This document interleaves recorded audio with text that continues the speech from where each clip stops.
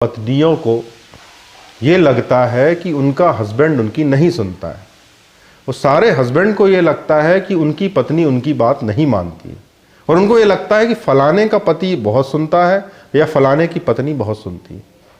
आप 4 पुरुष बैठकर देख लीजिए, 10 महिलाएं बैठकर देख लीजिए, आपको ये कंप्लेंट यूनिवर्सल मिलेगी। हो सकता है कि कोई झूठ बोल रहा हो और आपके सामने बोल दे कि मेरा हस्बैंड मेरी बहुत सुनता है, पर बाद में अकेले में पूछोगे तो सबके सामने सबकी समस्या यही मिलेगी कि मेरा स्पाउस मेरी नहीं सुनता है। क्योंकि ये यूनिवर्सल प्रॉब्लम है, ये प्रॉब्लम ही नहीं है, इसे प्रॉब्लम माना जाता है। हम 2 व्यक्तियों को एक सा करने की कोशिश कर रहे हैं। ये ठीक वैसा ही है जैसे प्रकृति ने, मान लीजिए कि एक गुलाब का फूल बनाया है और एक गेंदे का फूल बनाया है। हम गुलाब के फूल से कह रहे हैं कि तू गेंदा जैसा हो जा, तेरी खुशबू जो है गेंदे जैसी आने लगे, और गेंदे के फूल से कह रहे हैं कि तेरे भीतर गुलाब जैसी खुशबू नहीं है। तो अपने स्पाउस को हम वैसा बनाने की कोशिश कर रहे हैं जैसे हम हैं, जो कि हो नहीं सकता। वो जैसा है वैसा ही रहेगा, और वैसा ही रहने के लिए वो बना है। हम पूरा प्रयत्न इस बात का करते हैं कि हमारे अनुसार हो, जो कि संभव नहीं है, क्योंकि आप अद्वितीय हो, आप विशिष्ट हो, आप एक यूनिक हो, आप इस पूरे के पूरे यूनिवर्स में अलग हो। इसका मतलब ये नहीं कि आप सही है गलत हो, ये तो आपका जजमेंट है, उसकी जगह वो सही है। तो आप बार बार अपने अनुसार दूसरे को ढालने की कोशिश करते हो, अपने व्यू के अनुसार दूसरे को होने की कोशिश करते हो, तो कई बार ऐसा लगता है कि सामने वाला व्यक्ति मेरी नहीं सुन रहा है।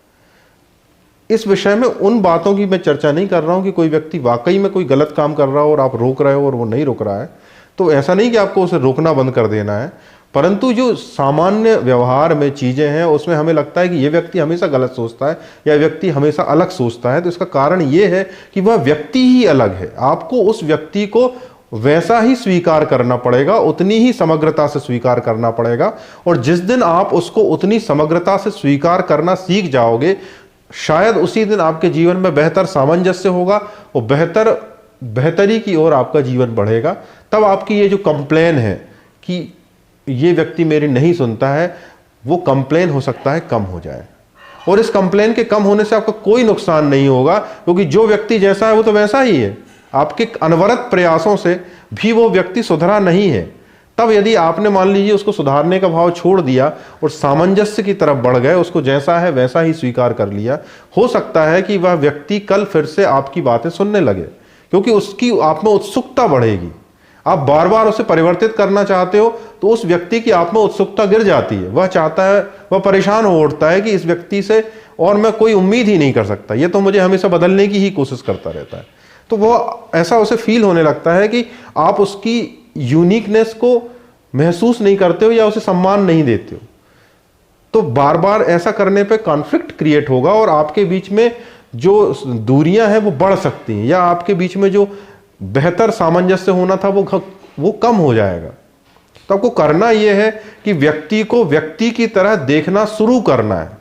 यदि आपका स्पाउस है तो वो एक अलग ह्यूमन बीइंग है, और उसका कुछ नेचर है, उसकी कुछ चॉइस है, उसके बैठने की, उठने की, जीने की, खाने की, उसकी कुछ चॉइस है। आप उस चॉइस को एक व्यक्ति की तरह देखें, आप उसे जज ना करें कि ये अच्छी है या बुरी है, वो वैसी ही है। और सामने वाला स्पाउस भी इस बात को समझे कि आप भी वैसे ही हो।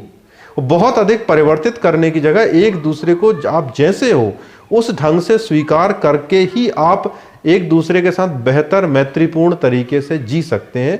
और मैत्री का जो वास्तविक अर्थ है, मैत्री की जो वास्तविक भाव जो आपके भीतर विकसित हो सकता है, जिसमें बंधन नहीं होता है, जिसमें आप ज़्यादा आनंदित जीवन जीते हो क्योंकि आप एक दूसरे के भावनाओं को समझते हो, उस मैत्री को आप अनायास ही महसूस कर सकते हो। और मैत्री ज़्यादा बड़ा सुख है।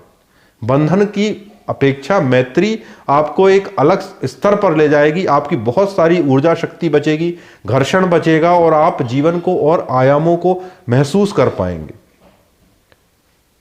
सुनने के लिए बहुत बहुत धन्यवाद।